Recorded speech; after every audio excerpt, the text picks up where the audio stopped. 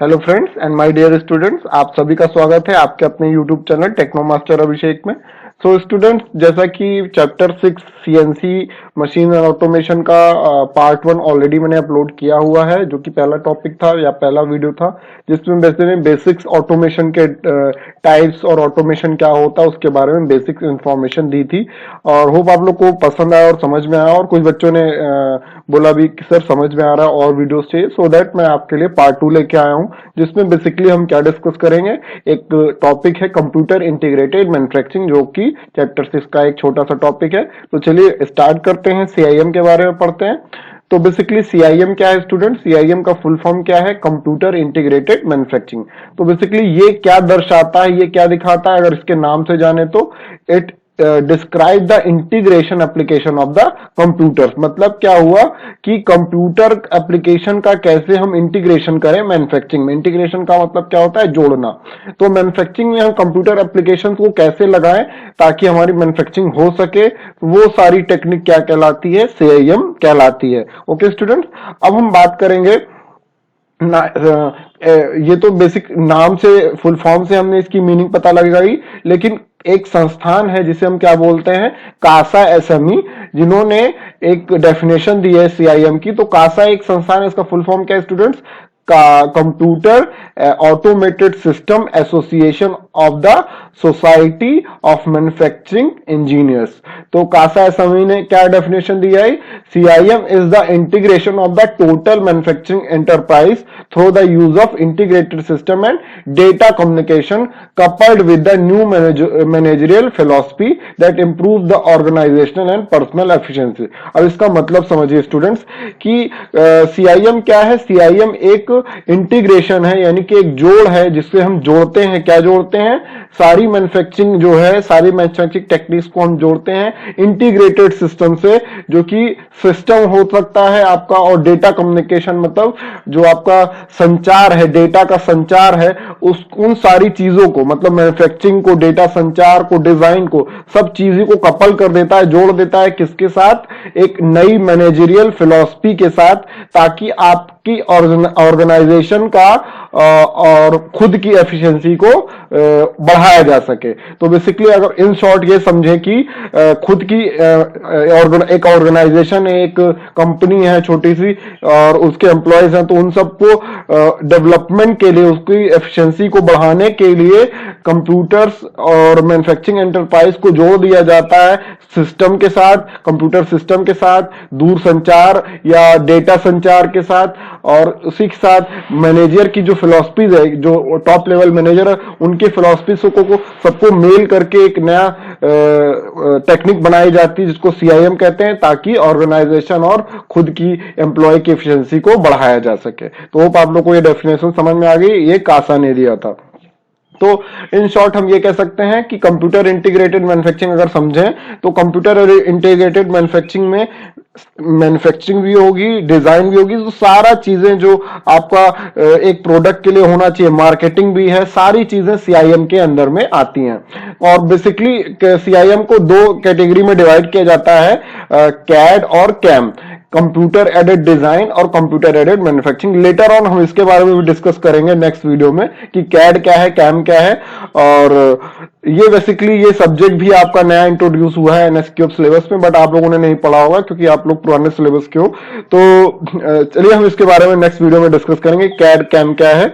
और सीआईएम सिर्फ यहीं तक सीमित नहीं है, कैड कम तक ही सीमित नहीं है स्टूडेंट्स। इसमें डेटा का मार्केट, जैसे आपका प्रोडक्ट बन रहा है उसकी मार्केटिंग भी, आपका जो प्रोडक्ट का फीडबैक लिया जाता है, रिव्यू लिया जाता है in the form of like survey करके, तो वो सारा चीजें मैनेजमेंट का भी सीआईएम के अंडर में ही आता है। उसके बारे में हम आगे बढ़ेंगे।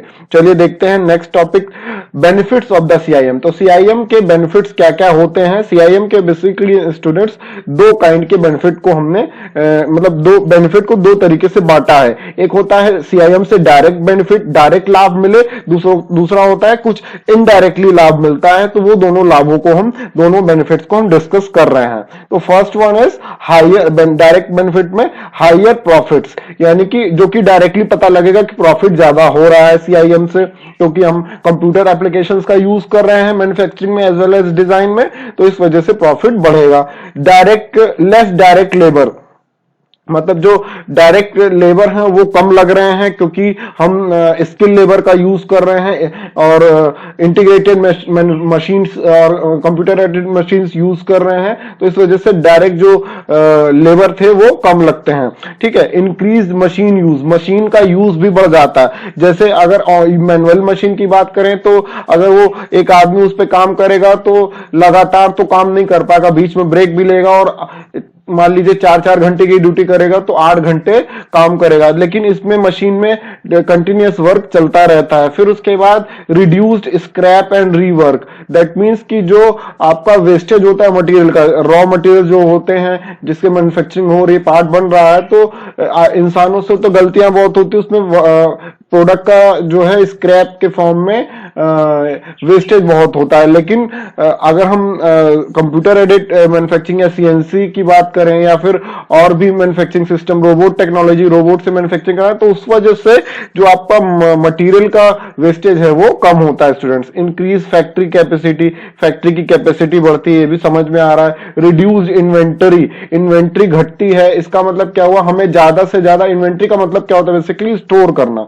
तो हमें ज्यादा से ज्यादा माल या अपने प्रोडक्ट को स्टूडेंट्स स्टोर नहीं करना होता, क्योंकि हमें जब जरूरत होती है, जब डिमांड आती है, उसके अकॉर्डिंग हम बना के रखते हैं और इन्वेंट्री का खर्चा हम बचा लेते हैं। उसके बाद shorten new product development time, अब अगर मान लीजिए कहीं से डिमांड आए कि नया प्रोडक्ट मुझे चाहिए बहुत ही जल्दी, with in the few days, तो हम जल्दी से मशीन पे ज्यादा से ज्यादा प्रोडक्ट बना के उसको भेज सकते हैं, सप्लाई कर सकते हैं। फ्यूअर मिस डिलीवरी डेट, जैसे मान लीजिए कई ऑर्डर आ गए, तो हम अगर मैनुअल के से कंपेयर करें, तो अगर सीआईएम से हम मैन्युफैक्चरिंग कर रहे हैं, तो जो ड्यू डेट है कि हमें इस वेंडर को इतने डेट को सप्लाई करना है, दूसरे को इतने डेट को सप्लाई करना है, तो हमसे डेट मिस नहीं होगी, हम विद इन द डेट और विद इन द टाइम अपने प्रोडक्ट का जो ऑर्डर है उसको डिलीवर कर देंगे। फिर उसके बाद डिक्रीज वारंटी कॉस्ट, वारंटी की कॉस्ट कम हो जाती है क्योंकि क्वालिटी आपकी बढ़ जाती है प्रोडक्ट की। ठीक है स्टूडेंट्स, अब हम बात करते हैं इनडायरेक्ट बेनिफिट्स की, जो कि इनडायरेक्टली मिलता है। ये सारे क्या है, हायर एम्प्लॉय मोरल। अब जैसे यहाँ पे सेफ्टी की बात होती है, सेफ्टी है, और साथ ही साथ वर्किंग एनवायरनमेंट अच्छा होता है, आवाज थोड़ा सा मशीन की कम आती है, तो इस वजह से एम्प्लॉय का मोरल जो है बढ़ता है और उसकी जो है मोरल बूस्टअप होता है, ये कह सकते हैं। उसके बाद हम बात करेंगे सेफ वर्किंग एनवायरनमेंट, एनवायरनमेंट भी सेफ होता है, क्योंकि जैसे अगर हम एक एग्जांपल ही ले सीएनसी और लेथ मशीन का, नॉर्मल का, तो लेथ में बहुत सारे एक्सीडेंट होने के चांसेस हो सकते हैं, लेकिन सीएनसी में जो ऑपरेशन होगा पूरा का पूरा पैक्ड होता है, लेकिन उसमें एक्सीडेंट होने के चांसेस बहुत कम होते हैं, वर्किंग एनवायरनमेंट सेफ होता है। उसके बाद इंप्रूव कस्टमर इमेज, क्योंकि प्रोडक्ट की क्वालिटी अच्छी मिल रही है, कंप्यूटर के द्वारा मैन्युफैक्चरिंग हो रही है, कंप्यूटर मशीन्स के द्वारा, तो प्रोडक्ट की जो इमेज है कस्टमर के सामने वो अच्छी हो जाती है। ग्रेटर शेड्यूलिंग फ्लेक्सिबिलिटी, जो यानी कि हमें कोई पार्ट को शेड्यूल करना है कोई प्रोडक्ट को, कि भाई इसका एक रूट शीट बनता है कि ये पार्ट अब लगेगा, ये पार्ट अब लगेगा, तो उसमें फ्लेक्सिबिलिटी होती है कि हम कब चाहे इधर से उधर करके अपना टाइम बचा के पार्ट की शेड्यूलिंग कर सकते हैं, कि भाई इस टाइम पे ये लगेगा, अपने टाइम के अकॉर्डिंग शेड्यूलिंग कर सकते हैं। ऐसी फ्लेक्सिबिलिटी होती है कंप्यूटर सॉफ्टवेयर में। फिर उसके बाद ग्रेटर ईज इन रिक्रूटिंग न्यू एम्प्लॉयज, नए एम्प्लॉय को रिक्रूट करना बहुत ही आसान हो जाता है, क्योंकि भाई स्किल लेबर चाहिए हमें, तो उस हिसाब से हम एम्प्लॉय को रखते हैं। फिर उसके बाद जॉब सिक्योरिटी बढ़ जाती है। उसके बाद more opportunity for upgrading skills, क्योंकि यहाँ पे जो आदमी आता है उसको नए कंप्यूटर सॉफ्टवेयर पे, प्रोग्रामिंग पे काम करना होगा, तो उसको ट्रेनिंग भी दी जाती है, तो स्किल जो है वर्कर की वो बढ़ जाती है, अपग्रेड होती है। तो these are some benefits of direct benefits कह सकते हैं और इनडायरेक्ट बेनिफिट। तो होप आप लोग को समझ में आ गया हो, इसको एक्सप्लेन मैंने कर दिया, और अगर चाहे तो आप अपने लैंग्वेज में भी इसको लिख सकते हैं। तो चलिए नेक्स्ट टॉपिक देखते हैं। तो नेक्स्ट टॉपिक स्टूडेंट है आपका सीआईएम व्हील। ये बहुत इंपॉर्टेंट है। अगर आपके एग्जाम में सीआईएम आता है या सीआईएम व्हील लिख के आता तो इस अगर सिर्फ सीआईएम आता है तो इस डायग्राम को बना देंगे तब भी बहुत ही अच्छे मार्क्स आपको मिलेंगे। मार्क्स की बात करें तो इस तरीके से हम इसको समझते हैं कि सीआईएम जो व्हील है उसको हम कई पार्ट में डिवाइड करते हैं। ठीक है स्टूडेंट्स, जैसे एक सबसे बात करते हैं शुरुआत की जो इनर सर्कल है। जो इनर सर्कल है वो क्या दर्शा रहा है स्टूडेंट्स? इंटीग्रेटेड सिस्टम आर्किटेक्चर, जो कि कोर आर्किटेक्चर सिस्टम है। अब इसका काम क्या होता है, ये क्या क्या चीजें काम करता है, जो अंदर वाला चीज है इंटीग्रेटेड सिस्टम आर्किटेक्चर, इसका बेसिकली क्या काम होता है students? Information resource management and communication और कॉमन डेटा। ये कह सकते हैं कि एक डेटा का एक भंडारण होता है ये इंटीग्रेटेड सिस्टम आर्किटेक्चर, जो कि इसका पार्ट है, सीआईएम का पार्ट है स्टूडेंट। तो इसके पास सारा डेटा होगा और साथ ही साथ जो डेटा का संचार होगा यहां से वहां तक, मैनेजमेंट रिसोर्स का इंफॉर्मेशन सारा इसी के थ्रू होगा। ओके स्टूडेंट्स, तो ये इसका इनर व्हील। अब इसके बाद बाहर आउटर व्हील की बात करें, जो आउटर व्हील है, आउटर व्हील को स्टूडेंट्स हम सीआईएम के आउटर व्हील को हम कितने पार्ट में डिवाइड कर रहे हैं? 3 पार्ट में डिवाइड कर रहे हैं। तो first part is factory automation, second part is product process, production process भी बोल सकते हैं या प्रोडक्ट प्रोसेस बोल सकते हैं। Next is manufacturing planning and control. तो ये 3 पार्टों में आउटर व्हील को क्या किया जाता है? बांटा जाता है। अब इसको हम वन बाय वन डिस्कस करते हैं। तो प्रोडक्ट प्रोसेस में क्या होगा? जब प्रोडक्ट की डिमांड आएगी, और जब डिमांड आएगी स्टूडेंट्स तो क्या होगी? उसकी डिजाइन होगी। जब डिजाइन होगी तो कहां पे होगा? वो सीआईएम में ही होगा, with the help of CAD software, CAD के सॉफ्टवेयर के सहायता से होगा। फिर उसके बाद उस सॉफ्टवेयर उसका मॉडल बनने के बाद हम उसकी क्या करेंगे? एनालिसिस करेंगे, सिमुलेशन करेंगे कि उस पे लोड कितना लग रहा है, अगर इस मटेरियल का बनाएंगे तो उस पे प्रतिबल कितना जनरेट हो रहा है, वो सारी एनालिसिस, उसमें डिफ्लेक्शन कितना आ रहा है, वो सारी एनालिसिस और सिमुलेशन सॉफ्टवेयर के माध्यम से ही हम करते हैं, जो कि सीआईएम का ही पार्ट होता है या कैड का या प्रोडक्ट प्रोसेस का पार्ट होता है। उसके बाद डॉक्यूमेंटेशन करते हैं, दैट मींस एनालिसिस हो गई। अब हमारा जो है पास हो गया। उसके बाद हम प्रोडक्ट की जो डॉक्यूमेंट है, उसकी ड्राइंग शीट है या ब्लूप्रिंट है, वो प्रोडक्शन डिपार्टमेंट में आगे भेजते हैं। तो यहाँ पे इस डिपार्टमेंट में क्या होगा स्टूडेंट?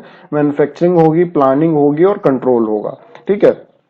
फिर जब हम डिजाइन यहां पे आएगी तो सबसे पहले मैन्युफैक्चरिंग होने से पहले कंप्यूटर एडेड प्रोसेस प्लानिंग होती है, जिसे हम CAPP बोलते हैं। तो कंप्यूटर एडेड प्रोसेस प्लानिंग में क्या होगा स्टूडेंट कि आपका जो प्रोडक्ट है वो कैसे कैसे मैन्युफैक्चर होगा। जैसे डिजाइन आई, यहां से डिजाइन आई, डिजाइन के बाद ये देखा जाएगा कि उस पे किस किस मशीन पे परफॉर्मेंस होगी, उसकी कौन कौन से प्रोसेस होने हैं, और उसके बाद अगर वो मशीन हमारे पास है कि नहीं है, वो टूल हमारे पास है कि नहीं, अगर टूल है तो आगे मैन्युफैक्चरिंग करेंगे, अदरवाइज टूल को ऑर्डर करेंगे ऑनलाइन ही सारा चीज।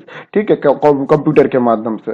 तो ये उसी को बोल रहे हैं कंप्यूटर एडेड प्रोसेस प्लानिंग। तो प्लानिंग होगी, उसके बाद शॉप फ्लोर पे क्या होगा? शॉपिंग होगी। अगर मान लीजिए वही आगे जो है आपका जो जैसे टूल नहीं है तो टूल की परचेजिंग होगी। ठीक है, ऑर्डर किया जाएगा। फिर उसके बाद मटेरियल है कि नहीं है, जिस मटेरियल का बनना है उसकी ऑर्डरिंग होगी। फिर शेड्यूल किया जाएगा आपका मैन्युफैक्चरिंग का।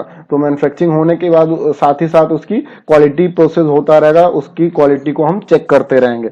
उसके बाद ये पार्ट बन के तैयार हो जाएगा। फिर आके जाएगा मटेरियल हैंडलिंग होगी, पार्ट बन गया, फिर असेंबली होगी, पार्ट कई जगह लगना है। उसके बाद आपका इंस्पेक्शन टेस्ट होगा, उसका एक बार और टेस्टिंग करेंगे, और फिर उसका मटेरियल्स प्रोसेसिंग, ये सारा चीजें फैक्ट्री ऑटोमेशन के अंदर में आएगा।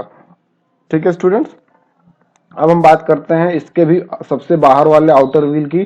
तो आउटर व्हील जो बाहर वाला है उसको हम कितने पार्ट में डिवाइड कर रहे हैं स्टूडेंट्स? देख सकते हैं 1, 2, 3 और 4, 4 पार्ट में हम इसको डिवाइड कर रहे हैं। Number 1 is finance, number 2 is manufacturing and management. Manufacturing management is human resource management, जिसमें HR वगैरह आते हैं। ये फाइनेंस डिपार्टमेंट होता है जो कि पैसे का लेखा जोखा रखता है। फिर उसके बाद मार्केटिंग, प्रोडक्ट की मार्केटिंग कैसे की जाए, प्लानिंग कैसे की जाए, उसकी स्ट्रेटेजिक प्लानिंग। ठीक है स्टूडेंट्स, कि नया डिजाइन कैसे बनाया जाए, वो सारी चीजें प्लानिंग इसके हिसाब से करते हैं। और यहाँ पे बेसिकली जो हमारे आउटर यानी कि टॉप के जो लेवल के बॉस होते हैं, ये कह सकते हैं, वो इन सब विभाग में बैठते हैं। तो ये सारा का सारा चीजें जो है सीआईएम व्हील के अंडर में आता है। तो होप आप लोग को ये सीआईएम व्हील पूरा का पूरा समझ में आ गया हो। ठीक है स्टूडेंट्स, और जो मैंने सारी चीजें बताई है वो यहाँ पे लिख रखा है और कुछ नहीं है जो मैंने समझाया है। तो चलिए आगे देखते हैं नेक्स्ट। इसमें नेक्स्ट क्या है, function of computers in CIM system. तो सीआईएम सिस्टम में कंप्यूटर का क्या रोल है, उसका क्या फंक्शन है। तो सीधी सी बात है, पहला क्या है, मशीन को कंट्रोल करेगा, कौन करेगा, कंप्यूटर करेगा। फिर डायरेक्ट न्यूमेरिक कंट्रोल में डीएनसी मशीन में एक मास्टर कंप्यूटर होता है जो सारे न्यूमेरिकल कंट्रोल मशीन को क्या करता है, उसको फंक्शनिंग करता है, उसको कंट्रोलिंग करता है। अब मशीन को कंट्रोल कर रहा है तो प्रोडक्शन को भी कंट्रोल करेगा ही करेगा कंप्यूटर। ट्रैफिक कंट्रोल मतलब कि आपका जो मटेरियल का मूवमेंट होगा वो कहां से कहां कैसे होगा, उसका एक रूट शीट बनता है। तो वो सारा चीजें ट्रैफिक भी कंट्रोल करेगा कंप्यूटर सॉफ्टवेयर की सहायता से। उसके बाद शटल का कंट्रोल है कि पार्ट कब बन के तैयार होगा, कब निकलेगा, वो सारी चीजें कंप्यूटर्स की सहायता से होंगी। System handling, system monitoring, system को हैंडल करना है, सिस्टम को मॉनिटर करना है, टूल को कंट्रोल करना है। तो सारा का सारा ये फंक्शन किसके थ्रू होगा, कंप्यूटर्स के थ्रू होगा स्टूडेंट्स। तो these are some functions of computers in CIM system. अब बेनिफिट्स और एडवांटेजेस की बात कर लेते हैं स्टूडेंट्स। बेनिफिट और एडवांटेजेस सीआईएम के क्या हो सकते हैं, तो उसको हम 4 तरीके से बांटते हैं। CIM improve the short run responsiveness of consisting of, that means short run response मतलब क्या हुआ, क्विक रिस्पॉन्स देता है सीआईएम किस किस फील्ड में। जैसे बात कर लेते हैं इंजीनियरिंग चेंजेस, मतलब मान लीजिए कोई डिजाइन में चेंज आया तो तुरंत जल्दी से वो रिस्पॉन्ड करता है और डिजाइन को चेंज कर सकता है। प्रोसेसिंग में चेंज हो रहा है, कोई मैन्युफैक्चरिंग प्रोसेस हो रहा है उसमें बदलाव लाना है। मशीन डाउन टाइम है, यानी मशीन को बदलना है, खराब हो गया, कुछ अनअवेलेबल है तो उसमें भी चेंजेस में बहुत कम टाइम लगता है। ऑपरेटर नहीं है तो उसमें भी बदलने में बहुत कम टाइम लगता है। कटिंग टूल जो है फेल कर गया, उसमें भी चेंज ओवर में कम टाइम लगता है, तुरंत रिस्पॉन्ड करता है। लेटर मटेरियल डिलीवरी है तो उसमें भी रिस्पॉन्ड करता है क्विकली। ठीक है स्टूडेंट, फिर उसके बाद CIM improve long run accommodation through quicker and easier assimilation, मतलब बहुत ही जल्दी इसमें भी एसिमुलेट करता है। अगर मान लीजिए जैसे मान लीजिए प्रोडक्ट के वॉल्यूम में चेंज हुआ तो उस हिसाब से अपनी प्रोडक्शन को वेरी कर सकता है। उसके बाद नया प्रोडक्ट एडिशन हुआ, इंट्रोडक्शन हुआ तो उसके हिसाब से उसको डेटा को लेके उसको नया पार्ट, नया डिजाइन करने लगेगा। डिफरेंट पार्ट मिक्सचर है उसको भी देखेगा। ठीक है, फिर उसके बाद इन्वेंट्री को रोकेगा, रिड्यूस करेगा, जैसे मैंने बताया स्टोर करने के लिए। लॉट साइज को रिड्यूस कर देगा कि हम मास प्रोडक्शन नहीं करते, हम बैच प्रोडक्शन करते हैं, 100 का लॉट, 200 का लॉट बनाते हैं ताकि हमें रखने के लिए ज्यादा स्थान की आवश्यकता ना हो। तो इस तरीके से सीआईएम रिड्यूस करता है इन्वेंट्री को भी। फिर मशीन की यूटिलाइजेशन, की मशीन को ज्यादा से ज्यादा यूटिलाइज किया जा सके, उसको बढ़ाता है सीआईएम। ये सारे माध्यम के हिसाब से ये सब चीजें आप पढ़ के भी समझ सकते हैं। तो होप आप लोग को ये बेनिफिट समझ में आ गया।